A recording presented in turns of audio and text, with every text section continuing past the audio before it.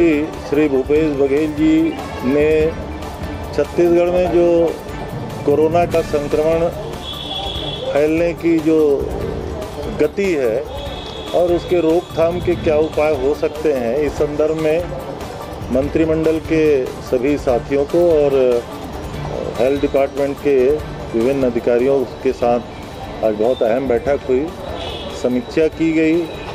सारे विषयों पे विचार विमर्श करने के बाद कुछ महत्वपूर्ण निर्णय प्रदेश के लिए लिए गए। सबसे पहला निर्णय ये है कि अभी छत्तीसगढ़ में लगभग 5000 टेस्टिंग प्रतिदिन किया जा रहा है। आने वाले समय में इसको लगभग दुगने की दर पे हम अब टेस्टिंग प्रारंभ करेंगे ताकि संक्रमण के फैलाव का जो स्थिति वास्तविक उसकी जानकारी जल्दी हो सके, ताकि हम उसको निदान और निराकरण कर सकें। टेस्टिंग दुगने दर पे किया जाएगा। दूसरा ये है कि जब टेस्टिंग दुगने दर पे किया जाएगा तो मरीजों की संख्या भी बढ़ेगी, तो उसके लिए आवश्यक जो PP kit, mask, gloves, cap, इसकी खरीदी के लिए उन्होंने बिल्कुल आउटराइट हेल्थ डिपार्टमेंट से कह दिया है, पैसे की कोई कमी नहीं होगी। जितने रिक्वायरमेंट है उसकी खरीदी तत्काल किया जाना चाहिए। ये दूसरा निर्देश है।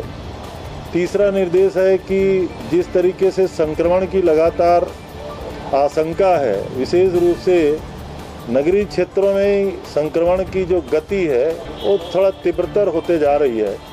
दुर्ग हुआ, भिलाई हुआ, राजनांदगांव हुआ, अंबिकापुर, रायगढ़, बिलासपुर और रायपुर। तो स्थिति ये है कि इसके लिए आवश्यक सामग्री की क्रय भी किया जाएगा, टेस्टिंग भी दुगना किया जाएगा और जो सबसे आवश्यक चीज़ है मैन पावर की भर्ती।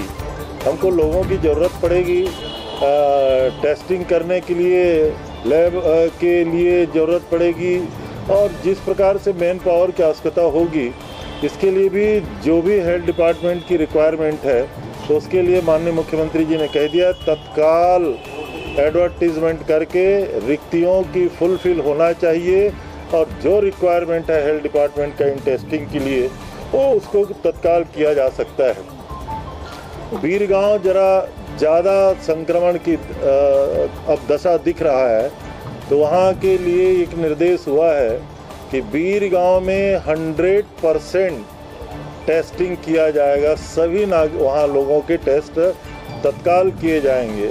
दूसरा, बीरगांव के संदर्भ में ये जानकारी और आई कि इंडस्ट्री में काम करने वाले लोग भी संक्रमण निकल रहे हैं और कई बार ऐसा होता है कि इंडस्ट्री को जानकारी नहीं होती, तो कलेक्टरों को, रायपुर कलेक्टर को निर्देश दिया गया है कि जिन जिन इंडस्ट्री में इस प्रकार की जानकारी मिल रही है उनके साथ बैठक करके इंडस्ट्रियलिस्टों को भी बता दिया जाए कि जो लोग पॉजिटिव पाए जा रहे हैं उनके रखने की अलग व्यवस्था करें और उनको मैन पावर की ज़रूरत हो तो दूसरी व्यवस्था करें, लेकिन संक्रमण फैलाने की इजाज़त उनको नहीं दी जा सकती।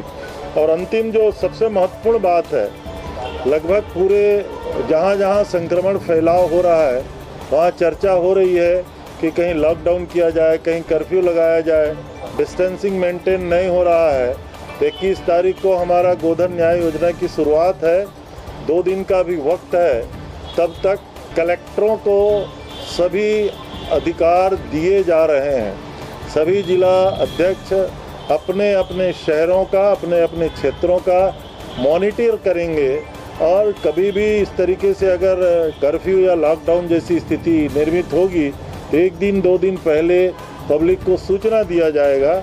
उसमें जो हमारी जो लॉकडाउन 2 में जो स्थिति, लॉकडाउन 1 में तो हम लोगों ने सब कुछ बंद रखा था, लेकिन लॉकडाउन 2 में जैसी गतिविधियां संचालित थी, दूध, सब्जी और जो मेडिकल फैसिलिटीज़ है, उन सारी गतिविधियों को छोड़ करके कलेक्टरों को अधिकार दिया जा रहा है कि अपने ज़िले का, अपने वस्तु स्थिति का और जिस तरीके से संक्रमण की स्थिति है उसको देखते हुए वो अपने अपने स्तर पे तत्काल इस बात का निर्णय लेंगे।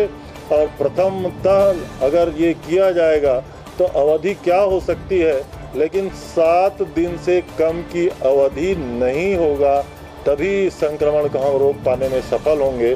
और जनता से भी हम अपील करते हैं कि जो सोशल डिस्टेंसिंग मेंटेन करना है, जो मास्क लगा के चलना है, जो भीड़ भाड़ के कार्यक्रमों में नहीं जाना है और ज़रूरत हो तभी घर से निकलें, इसकी अब आवश्यकता और ज़ोर शोर से लागू करने की है।